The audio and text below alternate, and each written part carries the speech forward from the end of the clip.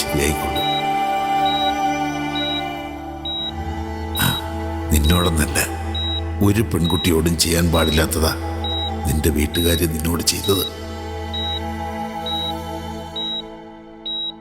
ചിന്തിക്കാതെ എടുക്കുന്ന തീരുമാനങ്ങൾ നമ്മളെ നാശത്തിലേക്ക് എത്തിക്കുമെന്ന് അധികം വൈകാതെ അവർക്ക് മനസ്സിലായിക്കൊള്ളും.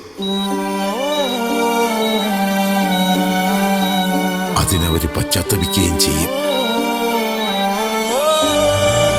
സുധീരന്റെ അച്ഛനില്ലാത്ത നേരത്താ അവിടെ ഇറക്കി വിട്ടത്. അച്ഛനുണ്ടായിരുന്നെങ്കിൽ ഒരിക്കലും ഇതിന് സമ്മതിക്കില്ലായിരുന്നു.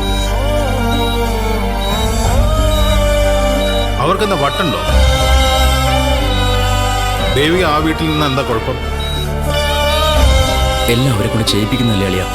ഓ, ആ ശരത്തായിരിക്കും ഇതിന്റെ പിന്നിൽ. അതെ,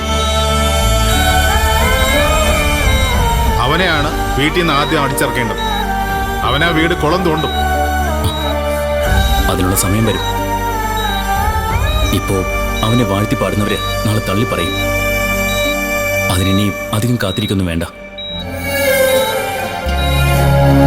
ഇറങ്ങിയ സ്ഥിതിക്ക് മോക്കിന് തിരിച്ചു പോകാൻ പറ്റില്ലല്ലോ.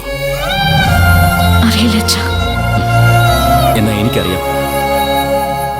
സുധീരന്റെ അച്ഛനൊന്ന് വന്നോട്ടെ. ആ നിമിഷം ദേവികയെ തിരിച്ചു കയറ്റും. ഇറക്കി വിട്ടവര് അതിനുള്ള മറുപടി പറയുകയും ചെയ്യും. സുധീരന്റെ അച്ഛനോട് ഒരു കളി നടക്കത്തില്ല. എന്നാ മനോഹരൻ വേഗം വരാൻ പ്രാർത്ഥിക്കുമോളെ. പോകാനൊരു സ്ഥലമില്ലെന്നോർത്ത് വിഷമിക്കൊന്നും വേണ്ട. നല്ല ഒന്നാന്തരം ഹോസ്റ്റലില് ദേവിക്ക് താമസിക്കാൻ സ്ഥലം തയ്യാറാക്കി തരും ഞാൻ. അല്ലെങ്കിൽ പേയിങ് ഗസ്റ്റായിട്ട് താമസിക്കാം. അതും അല്ലെങ്കിൽ ഒറ്റയ്ക്കൊരു വാടക വീട്ടിൽ താമസിക്കാം. ജോലിയൊന്നുമില്ലാത്തൊരു തൊഴിൽ രഹിതയാ ഞാൻ. ചെലവിനെന്ത് ചെയ്യും? ദേവിയെ പോലെ ഒരാൾക്ക് ജോലി കിട്ടാൻ എന്താ പ്രയാസം? കുഞ്ഞളിയം വിചാരിച്ചാൽ എത്രയും പെട്ടെന്ന് ശരിയാക്കാൻ പറ്റും. നോക്കണോ? തൽക്കാലം വേണ്ട. എന്റെ അച്ഛനൊന്ന് വന്നോട്ടെ. അളിയ, ഒന്ന് വന്നേ.